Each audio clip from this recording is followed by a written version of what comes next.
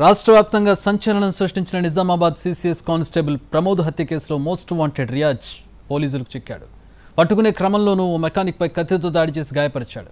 నిందితుడిపై హత్య కేసుతో పాటు చైన్ స్నాచింగ్, వాహన చోరీల కేసులున్నాయి. డిపార్ట్మెంటే ఉలికిపడేలా చేసిన ఈ ఘటనను డీజీపీ సీరియస్గా తీసుకున్నారు. Nizamabad CCS constable Pramod murder కేసులో నిందితుడు రియాజ్ పోలీసులకు పట్టుబడ్డాడు. సారంగపూర్ గోడౌన్స్ ప్రాంతంలో పాడుబడ్డ లారీ క్యాబిన్లో తలదాచుకున్న రియాజ్ను స్థానికులు గుర్తించి పోలీసులకు సమాచారం చేరవేశారు.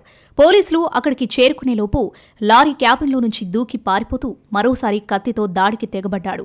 రియాజ్ పారిపోతూ ఉండగా బైక్ మీద వెళ్తున్న ఇద్దరు కానిస్టేబుళ్లు వెంటాడారు. పట్టుకోవాలంటూ ఆ వైపు వెళ్తున్న యువకులను పురమాయించారు. ఈ క్రమంలో ఆసిఫ్ అనే వ్యక్తి రియాజ్ను పట్టుకోవడానికి వెళ్లగా అతనిపై కత్తితో దాడి చేశాడు.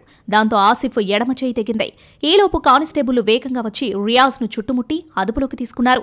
ఒక దొంగ కానిస్టేబుల్ను మర్డర్ చేయడంతో పోలీస్ శాఖ ఉలిక్కిపడింది.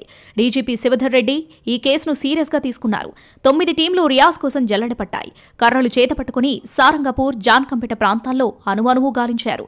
సారంగపూర్ కెనాల్ చెరువుగట్టుపై రాత్రి పోలీసులకు చిక్కినట్టే చిక్కి త్రుటిలో తప్పించుకున్నాడు. చివరికి సారంగపూర్ గోడౌన్స్ ప్రాంతంలో చిక్కాడు.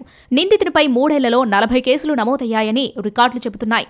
చిన్న వయసు నుంచే నేరాల బాట పట్టిన రియాజ్ ఖరీదైన బైకులు, ప్రత్యేకించి బుల్లెట్ వాహనాలను దొంగలించడంలో నెంబర్ 1. 30 బైకులను దొంగతనం చేసి మహారాష్ట్రలో అమ్మి జల్సా చేశాడు.